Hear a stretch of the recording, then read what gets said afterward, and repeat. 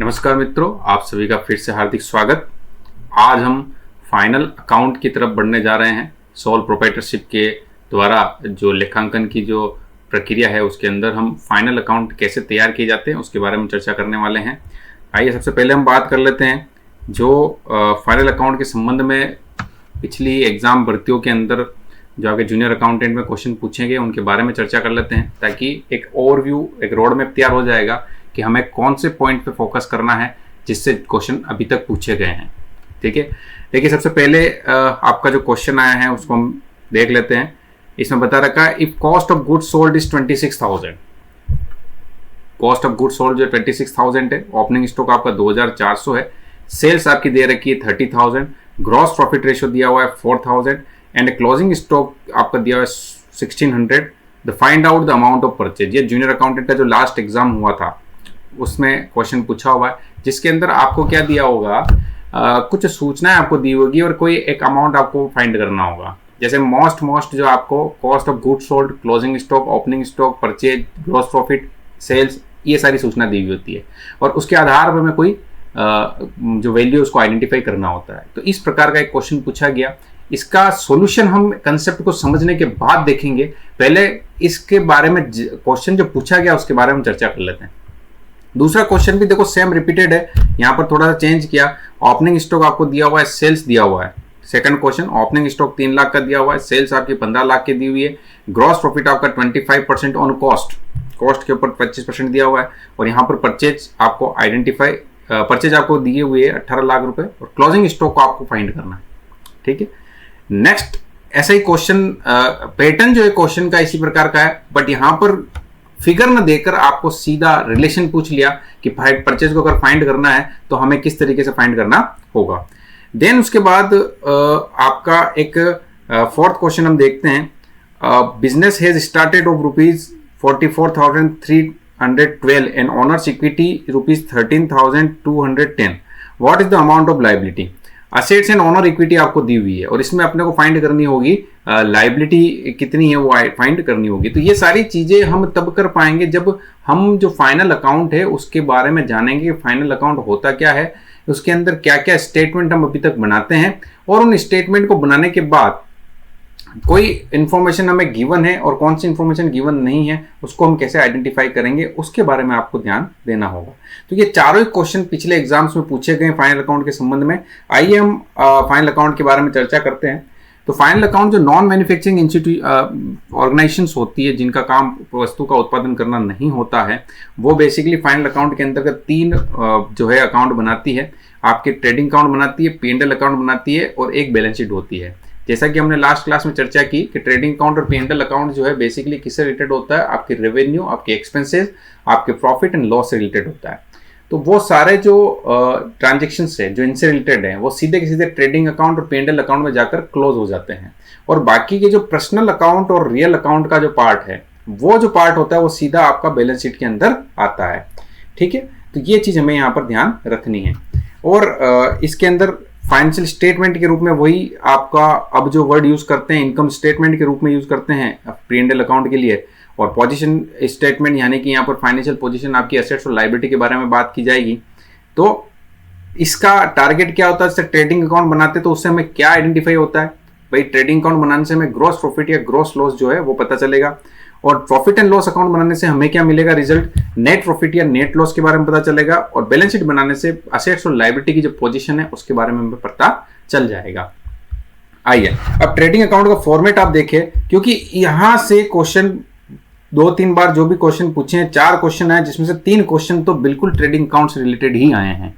Trading account व्यापारिक खाता जो होता है वो पर्टिकुलर पीरियड के अंदर, एक पीरियड के दौरान कितना आपका परचेज है, कितना आपका सेल्स है, कितने आपके डायरेक्ट एक्सपेंसेस है, कितना आपका ओपनिंग स्टॉक है और कितना आपका क्लोजिंग स्टॉक है, उसके आधार पर जो रिजल्टेंट एक्टिविटी आती है वो आपकी ग्रॉस प्रॉफिट या ग्रॉस लॉस के रूप में आती है। तो देखिए यहाँ पर सबसे पहले यहाँ पर ओपनिंग स्टॉक दिया होता है। ओपनिंग स्टॉक का मतलब क्या होता है कि इस वर्ष की शुरुआत के अंदर जो हमारे पास माल पड़ा हुआ है वो आपका ओपनिंग स्टॉक कहलाता है। परचेज का मतलब जो हम परचेज करते हैं इस ड्यूरिंग द ईयर हमने जो परचेज किया है वो आपका जितना भी माल खरीदा है वो उसमें आ जाता है। और इस प्रकार से कोई परचेज रिटर्न अगर हुई है तो वो हम यहाँ पर लेस कर देते हैं। और यहाँ डायरेक्ट एक्सपेंसेस भी हमें समझना चाहिए। डायरेक्ट एक्सपेंसेस क्या होते हैं? डायरेक्ट एक्सपेंस का मतलब ये होता है, पहली चीज कि परचेज के लिए जो खर्चा किया जाता है, परचेज करने के लिए जितने भी खर्चे किए जाते हैं, किसी प्रोडक्ट को परचेज करने के लिए हमारे फैक्ट्री तक, हमारे गोडाउन तक लाने तक जितने भी खर्चे होंगे वो सारे प्रत्यक्ष व्ययों के अंतर्गत आते हैं और इनको सीधा ट्रेडिंग अकाउंट के डेबिट साइड ट्रांसफर कर दिया जाता है। जैसे फ्राइट एंड कैरिज हो गया, कस्टम एंड इंश्योरेंस हो गए, वेजेज जिसके लिए पेड की है वो हो गई, गैस वाटर एंड फ्यूल अगर कोई उससे रिलेटेड आपका कोई गुड्स है आपका, फिर फैक्ट्री एक्सपेंस हो गए, और रॉयल्टी ऑन प्रोडक्शन के ऊपर कोई रॉयल्टी चुकाई, तो वो सारे ये डायरेक्ट एक्सपेंसेस के पार्ट होते हैं। इधर यहाँ पर क्रेडिट साइड हम देखें तो सेल्स, जितना हम सेल्स करते हैं, देखो सेल्स के अंदर क्या होता है, कॉस्ट प्लस प्रॉफिट का परसेंटेज होता है, तो हमारी क्या आती है, सेल्स आती है।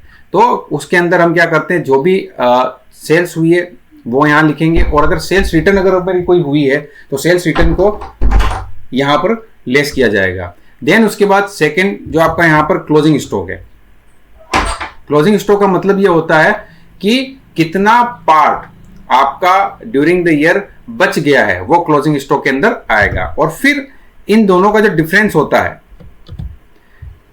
क्रेडिट साइड और डेबिट साइड,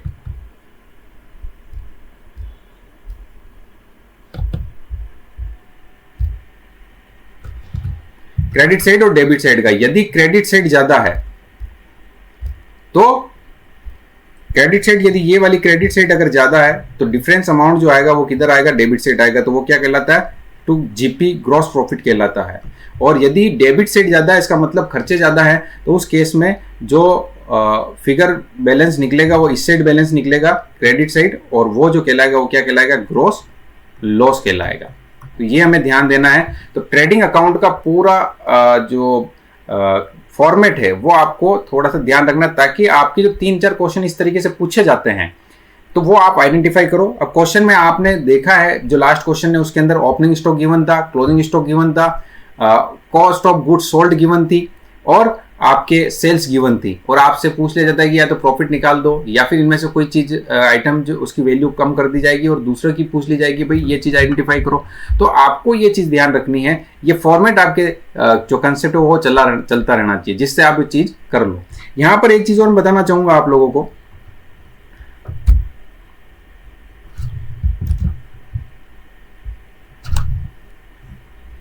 कि इसका जो रिलेशन है, जो क्वेश्चन बेस्ड जो रिलेशन है वो आप देखें यहां पर, क्योंकि कॉस्ट ऑफ गुड्स सोल्ड के बारे में पूछा जाता है, जिसका मतलब ये होता है कि जो माल बेचने योग्य है उसकी लागत कितनी है ना। तो उसको निकालने के लिए क्या होता है, आपकी एक इक्वेशन है जिसमें सबसे पहले ओपनिंग स्टॉक को लिया जाता है, उसके अंदर जो भी परचेज ड्यूरिंग द ईयर है वो हमें ऐड करनी होती है, और जो भी आपके डायरेक्ट एक्सपेंसेस है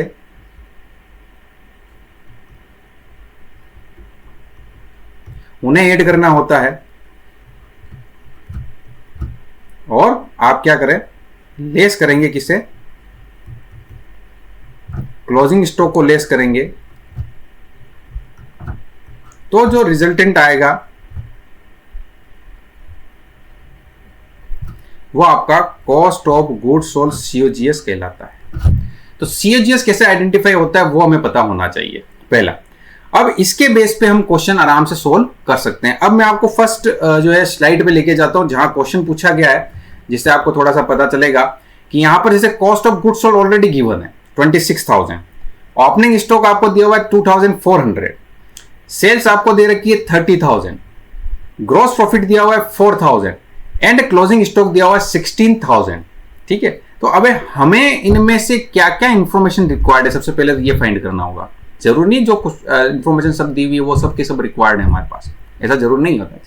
तो यहां पर जो हमें निकालना है वो निकालना है, वैल्यू फाइंड करनी है किसकी, परचेज की। परचेज कैसे निकलेगा, ये रिलेशन अगर आपको पता है तो आपका परचेज निकल जाएगा। जैसे ओपनिंग स्टॉक कितना दिया हुआ था, ओपनिंग स्टॉक आपका 2,400, तो यहां आपका 2,400, और COGS आपको दिया हुआ है 26,000 दिया हुआ है, ऑलरेडी गिवन है 26,000, और आपको क्लोजिंग स्टॉक दिया हुआ है क्लोजिंग स्टॉक आपका दिया हुआ है 1600,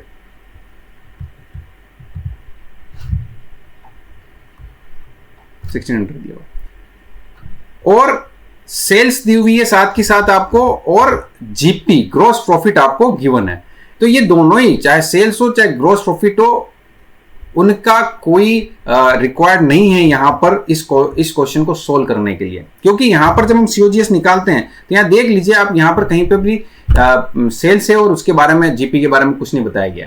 ठीक है, तो ध्यान रखिए ये रिलेशन हमें पता होना चाहिए। अब यहां आप क्या करोगे, इस 26,000 जो रिजल्ट हमें पता है, 26,000 के अंदर जो कि आपका ओपनिंग स्टॉक में ऐड होता है, तो ओपनिंग स्टॉक तो यहां क्या हो जाएगा, लेस हो जाएगा, यानी 0 0 और ये गया 6 5 2 3 23,600। देन उसके बाद आपका जो क्लोजिंग स्टॉक है वो इसमें ऐड हो जाएगा।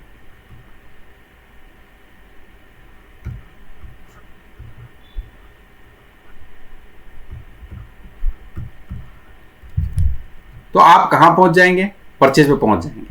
अब आप, क्योंकि यहां पर डायरेक्ट एक्सपेंसेस नहीं है, इसलिए यदि डायरेक्ट एक्सपेंसेस भी होते हैं तो वापस डायरेक्ट एक्सपेंस को भी हमें क्या करना होता, लेस करना होता, तब हम कहां पहुंच जाते हैं, हम कॉस्ट ऑफ परचेज पे पहुंच जाते हैं। तो ये ध्यान रखना है कि यहां पर जब आपको कॉस्ट ऑफ गुड्स सोल्ड दिया हुआ हो और परचेज पर पहुंचना है, तो सारे, चाहे ओपनिंग स्टॉक हो चाहे डायरेक्ट एक्सपेंसेस हो, वो तो हो जाएंगे लेस, और जो क्लोजिंग स्टॉक है वो ऐड हो जाएगा, क्योंकि इक्वेशन है। ठीक है, अब यह देखो 25,200 की वैल्यू है क्या कहीं पर, तो आप देखो 25,200 की वैल्यू बिल्कुल दे रखी है, सी आंसर आपका यहां पर हो जाएगा, और यहां पर आप कैलकुलेशन से आप एक करेक्ट क्वेश्चन कर लेंगे। ऐसे ही क्वेश्चन नीचे एक और दिया हुआ है, इसको भी देखें आप ध्यान से। ओपनिंग स्टॉक आपको दिया हुआ है 3 लाख और सेल्स दी हुई है 15 लाख और परचेज दी हुई है आपका 18 लाख। ठीक है, तो यहां आपका ओपनिंग स्टॉक जब फॉर्मेट देखते हो, फॉर्मेट में ओपनिंग स्टॉक दिया हुआ आपको है ना 15 लाख, 3 लाख का जो डेबिट साइड आता है, फिर क्रेडिट साइड सेल्स आपको दी हुई है 15 लाख की, फिर आपका टोटल परचेज बिल्कुल 18 लाख का गिवन है, और जो ग्रॉस प्रॉफिट है वो दिया हुआ है ऑन कॉस्ट। केवल एक यहां पर जो कैलकुलेशन में कॉम्प्लिकेशन है वो यहीं पर है कि यहां पर जो आपको प्रॉफिट का मार्जिन जो दिया हुआ है ऑन कॉस्ट दिया हुआ है, यहां पर कॉस्ट हमारे पास नहीं है, यहां पर क्या है, हमारे पास सेल्स है। तो एक 6 क्लास से हम रूल पढ़ते हैं कि यदि कॉस्ट का 25% है, कॉस्ट का 25% है, तो सेल्स का कितना होगा, कॉस्ट पे 25%, यानी सेल्स का ज्यादा होगा कम होगा। या आप क्या कर सकते हैं कि ये जो सेल्स है यानी 15 लाख है, इसके ऊपर आपको प्रॉफिट निकालना है, तो आप कहोगे 15 लाख ये किसके बराबर है, 125 के बराबर है ना, क्योंकि यहां पर सेल्स के अंदर कॉस्ट प्लस प्रॉफिट शामिल है। तो आप यहां पर प्रॉफिट का परसेंटेज यहां निकाल सकते हो सीधा, यहां कैलकुलेशन करें आप 25 से कम 25, 25 पंजे 125, 1/5 यहां पर 3, यानी 3 लाख जो है वो आपका क्या है, इसमें प्रॉफिट का पार्ट है। ओके, तो ग्रॉस प्रॉफिट आपका कितना हो गया, 3 लाख।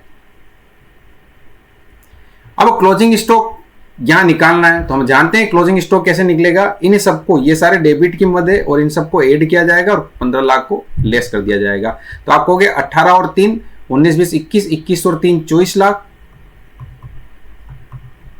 और यहां पर 24 लाख क्रेडिट साइड, और यहां रिजल्टिंग एक्टिविटी कितनी आ जाएगी, 15 और 9 24 लाख। तो 9 लाख यहां पर जो भी उत्तर है जहां ये दिया हुआ है, तो वो आपका क्या हो जाएगा, करेक्ट आंसर हो जाएगा। पर ये रिलेशनशिप आपको पता होना चाहिए, फॉर्मेट का थोड़ा सा आपको आइडिया होना चाहिए, है ना, इस फॉर्मेट का। इस फॉर्मेट से आपके 2 क्वेश्चन तो सोल्व हो गए, अब तीसरा क्वेश्चन भी इसी से सोल्व हो जाएगा। देखो नेक्स्ट क्वेश्चन पूछा है, which of the following is correct. बस यहां पर अमाउंट ना देकर आपको पूछ लिया कि भाई आप इसमें जो इक्वेशन है वो सही बता दो, तो हम कहते हैं कॉस्ट ऑफ गुड्स सोल्ड के अंदर ओपनिंग स्टॉक जोड़ते हैं और क्लोजिंग स्टॉक जोड़ते हैं और ओपनिंग स्टॉक घटाते तो परचेज आता है क्या, बिल्कुल यही इक्वेशन होती है कि कॉस्ट ऑफ गुड्स सोल्ड में क्लोजिंग स्टॉक क्या होता है, ऐड होता है, और ओपनिंग स्टॉक लेस होता है, तो उससे क्या निकल जाता है, रिजल्ट परचेज निकल जाता है। ये कैलकुलेशन हमने इस पहले क्वेश्चन में सोल्व की है, आप देख सकते हैं स्लाइड के अंदर, यहां पर हमने की हुई है। यहां क्या किया हुआ है यहाँ आपका closing cost of goods sold दिया हुआ है, तो यहाँ हमने क्या किया है, ओपनिंग स्टॉक को तो लेस कर दिया और क्लोजिंग स्टॉक को ऐड कर दिया, तो आपके रिजल्टेंट एक्टिविटी क्या आ गई, परचेज आ गई। आइए दूसरा और देख लेते हैं हम। कॉस्ट ऑफ गुड्स सोल्ड में से क्लोजिंग स्टॉक नहीं घटता, ये तो क्लियर गलत हो गया। Opening stock plus closing stock minus COGS, ये भी नहीं होगा, और closing stock minus COGS plus opening stock, ये भी नहीं होगा। तो यहां पर सीधा क्लियर आंसर जो है आपका क्या हो जाएगा, कॉस्ट ऑफ गुड्स सोल्ड में आपको क्या करना है, क्लोजिंग स्टॉक ऐड करना और ओपनिंग स्टॉक लेस करना है, आप परचेज पर पहुंच जाएंगे। अब ये नेक्स्ट क्वेश्चन है, वो बैलेंस शीट का क्वेश्चन है, हम आगे बात करते हैं उसकी।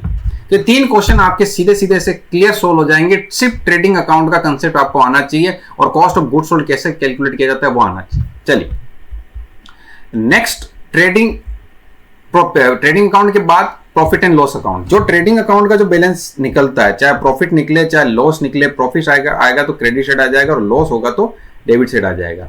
तो यहां पर क्या होगा, जो भी इनडायरेक्ट इनकम और इनडायरेक्ट एक्सपेंसेस है बिजनेस के जो संबंधित जो भी अप्रत्यक्ष है, यानी डायरेक्टली एक्टिविटी नहीं है, इनडायरेक्ट वाली पार्ट है, ठीक है। मेरा बिजनेस जो है स्टेशनरी का, तो स्टेशनरी से संबंधित जितना भी माल खरीदूंगा बेचूंगा तो वो तो मेरा प्रत्यक्ष इनकम होगी। परंतु यदि मैंने किसी कंपनी में डिविडेंड शेयर खरीद रखे और उससे कोई डिविडेंड से कोई इनकम प्राप्त हुई, मैंने बैंक किसी को लोन दे रखा, उससे मेरे को कोई इंटरेस्ट प्राप्त हुआ, ये मेरा बिजनेस नहीं है। बिजनेस मेरा क्या है, स्टेशनरी का। तो ये सारी जो इनकम या एक्सपेंस होते हैं तो वो क्या कहलाएंगे, अदर एक्टिविटी के, वो इनडायरेक्ट कहलाएंगे। तो यहाँ पर जो भी इनडायरेक्ट एक्सपेंसेस है वो सब यहाँ पर आते हैं, और जो इनडायरेक्ट इनकम है वो सारी यहां आती है, ठीक है। तो इनडायरेक्ट एक्सपेंस में salary, office rent, renting, telephone, ये सारे खर्चे जो हैं इनडायरेक्ट कहलाते हैं।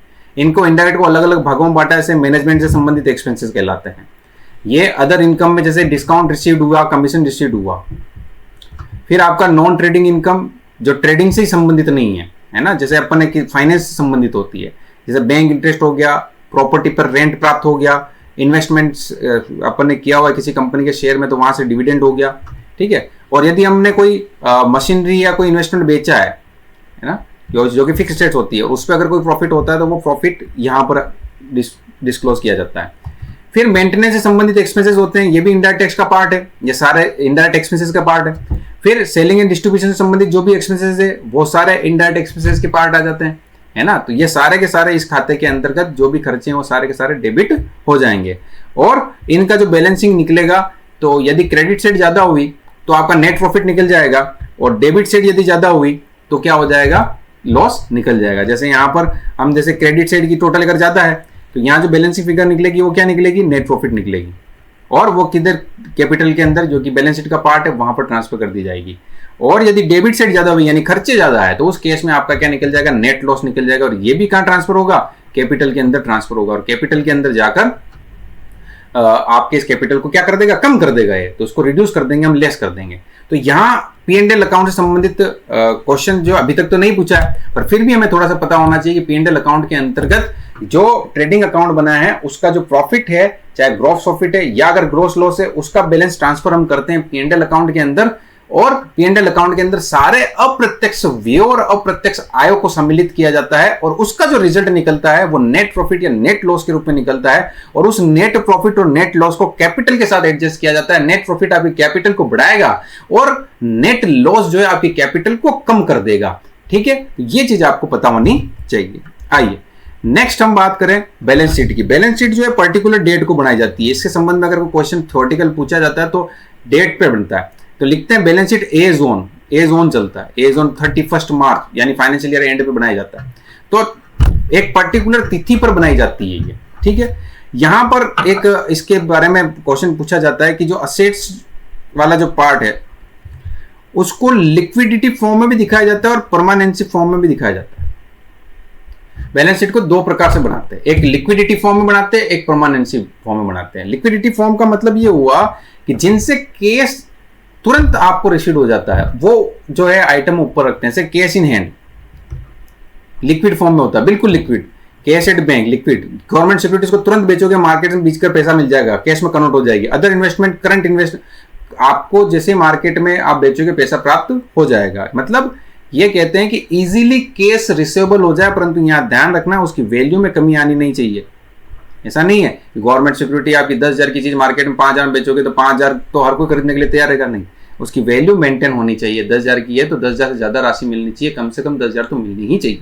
तभी हम कहेंगे जो इजीली कैश में जल्दी कन्वर्ट हो जाती है उनको पहले दिखाया जाता है, और जो लेट कन्वर्ट होगी उनको बाद में दिखाया जाता है। तो इसका मतलब ये लिक्विडिटी फॉर्म में, तो कभी पूछ सकते हैं आपसे क्वेश्चन कि जो बैलेंस शीट होती है उसके अंदर लिक्विडिटी फॉर्म में आइटम दे देंगे और आपसे पूछ लेंगे भाई इसको क्रम में बनाइए, ठीक है। ऐसा परमानेंट के अंतर्गत क्या होगा, जो कि परमानेंट नेचर का है, जो कि मतलब जो केस में कन्वर्ट होने में टाइम लगेगा, तो वो आपका परमानेंट नेचर में आएगा। जैसे कि लैंड एंड बिल्डिंग हो गया, प्लांट मशीनरी हो गया, फर्नीचर हो गया, स्टॉक हो गया। अब यहां पर जो लिक्विडिटी का रिवर्स फॉर्मेट है वो आपका क्या हो जाएगा, परमानेंसी हो जाएगा। ऐसे ही आपके लायबिलिटी के अंदर भी होता है, जिनको अपने को तुरंत भुगतान करना है ना। लिक्विडिटी फॉर्म में क्या करोगे, जिसको तुरंत भुगतान करना है वो पहले ऊपर क्रम में आएंगे, और जिनको में लेट तक भुगतान करना है वो नीचे की तरफ आएंगे। और परमानेंसी के अंदर इसका रिवर्स कर दीजिए आप, तो ये चीज आपको ध्यान रखें। तो यहां पर क्या किया जाता है, प्राथमिकताओं का निर्धारण किया जाता है, इसलिए इसे मार्शलिंग भी कहते हैं। एक बार क्वेश्चन आया हुआ है जूनियर अकाउंटेंट के अंतर्गत, तो मार्शलिंग शब्द जो है किसके लिए यूज किया जाता है, तो मार्शलिंग जो बैलेंस शीट के लिए यूज किया जाता है ना, जहां पे प्राथमिकताओं का निर्धारण किया जाता है। जैसे हम प्राथमिकता निर्धारित कर रहे हैं यहाँ पर लिक्विडिटी फॉर्म में दिखा रहे हैं, या फिर आपका जो है परमानेंसी फॉर्म में दिखाया जा रहा है, ठीक है। तो ये आपको एक चीज यहां ध्यान रखनी है बैलेंस शीट के अंदर। और एक साथ में आपको यह भी ध्यान रखना है कि जी अभी जो फाइनेंशियल स्टेटमेंट बन रहे हैं, कंपनीज एक्ट 2013 और सेक्शन भी देख सकते हैं अभी के एग्जाम के संबंध में, क्योंकि अभी तक तो क्वेश्चन इस प्रकार से नहीं पूछे, पर हो सकता है इस बार पूछ ले कि कंपनीज एक्ट के अंतर्गत सेक्शन 240 के अंदर जो फाइनेंशियल स्टेटमेंट की जो डेफिनेशन दी हुई है उसमें किस किस को शामिल किया गया है। तो ध्यान रहे, अनुसूची 3 लागू होती है, और अनुसूची 3 के अनुसार आपके जो है फाइनेंशियल स्टेटमेंट के पार्ट कौन कौन से। पार्ट फर्स्ट के अंतर्गत आपको बैलेंस शीट के बारे में बता रखा है, पार्ट 2 के अंतर्गत statement of profit and loss के बारे में बता रखा है, तीसरा important cash flow statement is a part of the financial statement, and चौथा आपका स्टेटमेंट चेंज इन इक्विटी, जो भी जिस कंपनी को रिक्वायर्ड है स्टेटमेंट चेंज इन इक्विटीज के अंतर्गत जो चेंज होता है तो वो आप पे शो करेगा। और पांचवा आपका एक्सप्लेनरी नोट्स, ये भी बहुत इंपॉर्टेंट पार्ट है, हमने पढ़ा है फुल डिस्क्लोजर जो आपकी कन्वेंशन है उसके बाद अंतर्गत देखा है कि जितनी भी चीजें जो बिजनेस के यूजर्स है उनकी इंफॉर्मेशन को डिसीजन लेने के संबंध में अफेक्ट करती है, वो सारी सूचना प्रेजेंट करनी होती है, सारी मटेरियल सूचना प्रेजेंट करनी होती है। तो फुल डिस्क्लोजर के अंतर्गत सारे नोट्स के अंतर्गत हमें सूचना देनी होती है, तो ये भी फाइनेंशियल स्टेटमेंट का पार्ट है। तो अगर 2013 के अकॉर्डिंग पूछ ले आपसे कि फाइनेंशियल स्टेटमेंट्स के कौन कौन से पार्ट है, तो उस केस में आप क्या कहोगे, balance sheet, statement of profit and loss, cash flow statement and also statement change in equity and explanatory note. ये पांचों कंपलसरी है किसी भी संस्था को फाइनेंशियल स्टेटमेंट अगर आपको देने हैं, ये कंपनीज एक्ट 2013 कहता है। ओके, कहां दिया हुआ है, 13 अनुसूची 3 में दिया हुआ है। ओके, ये भी पूछ सकते हैं पार्ट फर्स्ट में क्या दिया हुआ है, तो आप मोटा मोटा ध्यान रखिए, बैलेंस शीट दिया हुई है, सेकंड पार्ट के अंतर्गत आपको क्या दिया हुआ है, प्रॉफिट एंड लॉस अकाउंट दिया हुआ है। ओके, ठीक। अब हम जो अभी कुछ इंपॉर्टेंट क्वेश्चन ये इसके बारे में देख लेते हैं। अभी जो क्वेश्चन हमने अभी तक देखे हैं, एग्जाम के क्वेश्चन हमने पहले डिस्कस कर लिए। अब जो और क्वेश्चन नए अच्छे क्वेश्चन जो है बन सकते हैं उसके बारे में डिस्कस कर लेते हैं। जैसे बता रखा है कि भाई संदिग्ध दायित्व को कहाँ दिखाया जाता है। संदिग्ध दायित्व कंटिंजेंट लायबिलिटी होती है, जो कि जिस दिन अपन बैलेंस शीट बना रहे हैं उस दिन, हमें फाइनल अकाउंट जिस दिन बना रहे हैं उस दिन वो लायबिलिटी क्रिएट नहीं हुई, इस पे संशय हो भी सकती है और नहीं भी हो सकती, तो वो सारे संदिग्ध दायित्व कहलाते हैं। और संदिग्ध दायित्व को कहाँ दिखाया जाता है, फुट नोट के अंतर्गत नीचे की तरफ एक्सप्लेनेटरी नोट्स के अंदर दिखाया जाता है। और ये किस कन्वेंशन के एप्लीकेबल होने से करता है, तो ये ध्यान रहे, ये यहाँ पर फुल डिस्क्लोजर कन्वेंशन लगती है। असिस्टेंट प्रोफेसर 2000 जो अभी वाले एग्जाम हुए हैं 2022 में ये क्वेश्चन पूछा गया है इसके अंदर, और जूनियर अकाउंटेंट के अंदर भी ये क्वेश्चन पूछा गया है कि संदिग्ध दायित्व जो हैं कंटिंजेंट लायबिलिटी को किस कंसेप्ट के कौन सी कन्वेंशन लागू होने के कारण इसको जो है आपको फाइनेंशियल स्टेटमेंट में फुटनोट्स के अंदर शामिल किया जाता है। तो फुल डिस्क्लोजर आपको याद रखना है, फुल डिस्क्लोजर के अंतर्गत शामिल किया जाता है। प्रत्यक्ष व्यय को लिखा जाता है, देखो डायरेक्ट एक्सपेंसेस जो सीधा रिलेटेड किससे होता है, प्रॉफिट एंड लॉस अकाउंट से न होकर trading and P&L account, trading account से संबंधित होता है। ध्यान रखिए, अप्रत्यक्ष के लिए क्या होता है, प्रॉफिट एंड लॉस अकाउंट होता है। तो यहां पर ऑप्शन की जरूरत नहीं होनी चाहिए, हमें ध्यान होना चाहिए कि ट्रेडिंग अकाउंट के डेबिट साइड लिखते हैं। और जो आस्तिगत आयगत व्यय होते हैं, आस्तिगत deferred revenue expenditure, deferred revenue expenditure का मतलब ये होता है, ये रेवेन्यू एक्सपेंडिचर की तरह ही होते हैं, रेवेन्यू एक्सपेंडिचर जो होते हैं बेसिकली एक अकाउंटिंग पीरियड संबंधित होते हैं, परंतु डेफर्ड रेवेन्यू एक्सपेंडिचर का मतलब ये होता है उन एक्सपेंडिचर का जो बेनिफिट है हमें एक से अधिक वर्षों तक मिलेगा, तो उनको हम क्या करते हैं, रेवेन्यू नेचर के जो एक्सपेंडिचर है उसकी तरह ट्रीट ना करके हम क्या करते हैं, उसको बैलेंस शीट के अंतर्गत दिखाते हैं, ताकि वो आने वाले जितने 2-4 साल में अगर इतना रेवेन्यू उसको मिलती होगी तो वहां तक उसको दर्शाया जा सके। कैपिटल एक्सपेंडिचर इससे डिफरेंट होते हैं। तो इसको कहां दिखा जाता है, तो आप बिल्कुल बताएं, चिट्ठे के अंदर दिखाया जाता है, आपके असेट साइड दिखाया जाता है।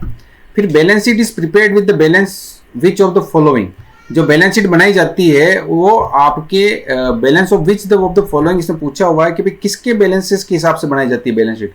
तो हमने पढ़ा है इसके बारे में कि जो बैलेंस शीट जो बनती है वो कौन से अकाउंट का बैलेंस होती है, पर्सनल अकाउंट और रियल अकाउंट का जो पार्ट है वो आपका इस बैलेंस शीट के अंतर्गत आता है। तो यहाँ मतलब ऑप्शन की जरूरत होनी नहीं चाहिए, हमें सीधा आंसर क्लिक होना चाहिए कि personal account and real account की अकाउंट जो है वो इसके अंतर्गत प्रदर्शित, उनके बैलेंस को प्रदर्शित किया जाता है। बाकी जो नॉमिनल अकाउंट होता है वो सीधा का सीधा ट्रेडिंग और P&L अकाउंट में ट्रांसफर करके क्लोज कर दिया जाता है और उसे ही हम क्लोजिंग एंट्री कहते हैं। इससे संबंध में भी क्वेश्चन प्रोफेसर के एग्जाम में पूछा हुआ है, क्लोजिंग एंट्री से संबंधित है।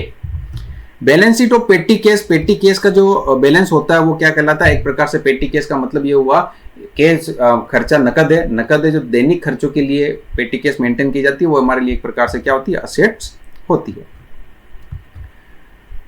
हाँ देखिए अब ये क्वेश्चन वापस आया, ओपनिंग स्टॉक आपका 8500 है, परचेज आपका 30,1700 है, डायरेक्ट वेजेज 4800 है और इंटरेस्ट ऑन लोन 2800 है एंड क्लोजिंग स्टॉक 9000 है। कॉस्ट ऑफ गुड्स सोल्ड निकालना है, तो कॉस्ट ऑफ गुड्स सोल्ड का अपने को रिलेशन पता होना चाहिए, ओपनिंग स्टॉक प्लस हम क्या करते हैं, परचेज करते हैं प्लस डायरेक्ट एक्सपेंस करते हैं और लेस जो भी आपका क्लोजिंग स्टॉक का पार्ट है वो लेस करते हैं। तो यानी कि जो इनडायरेक्ट वाला पार्ट, जैसे कि यहां पर खर्चा इंटरेस्ट ऑन लोन, ये इनडायरेक्ट एक्सपेंसेस है, लोन के ऊपर इंटरेस्ट चुका है, ये इनडायरेक्ट एक्सपेंसेस है। Indirect expenses is a part of P&L account, तो यहां पर नहीं आता, तो इसका कोई यहां पर वे मतलब जो कह सकते हो यहां पर ये इन्फॉर्मेशन रिक्वायर्ड नहीं है, फिर भी दी हुई होती है, एग्जाम में हम गलती कर देते हैं, इनका भी उपयोग कर लेते हैं। तो आपका ओपनिंग स्टॉक कितना है, यहां पर बिल्कुल मेंटेन करें 8500 है, परचेज आपकी 30,700 है, फिर आपका डायरेक्ट एक्सपेंसेस जो है 4800 है और क्लोजिंग स्टॉक जो है आपका कितना है 9000 रुपए है। फिर आपका COGS निकल जाएगा, तो कह सकते हैं 7 और 5 12 और 8 20 का 0, यहां से लगा 2, 8 और 4 12, 12 13 14 का 4, यहां से लगा 1, 3 और 1 4, 44,000 में से 9,000 लेस कर दीजिए आप, 35,000 सॉरी, तो ये COGS हो जाएगा। 35,000 ऑप्शन कहाँ है, यहाँ है, ये आपका क्वेश्चन क्लियर हो जाएगा। तो इससे संबंधित क्वेश्चन आपका बार बार पूछा गया है, तो निश्चित तौर पे इस बार भी इस तरीके के क्वेश्चन आपसे पूछेंगे ही, एक ट्रेंड है वो पूछा जाएगा। एक क्वेश्चन हमारा छूट रहा था, लास्ट एग्जाम में आया हुआ क्वेश्चन है, उस पर चलते हैं हम।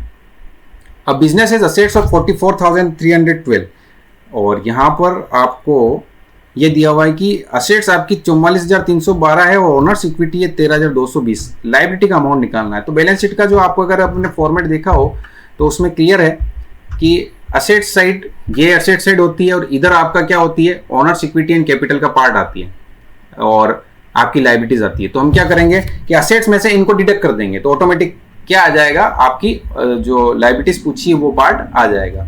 तो आप, ये तो इजी क्वेश्चन है, इसमें आप सीधे इसको क्या कर सकते हैं, 44,312 में से 13,210 को लेस कर दीजिए, आप लायबिलिटी पहुंच जाएंगे। क्यों?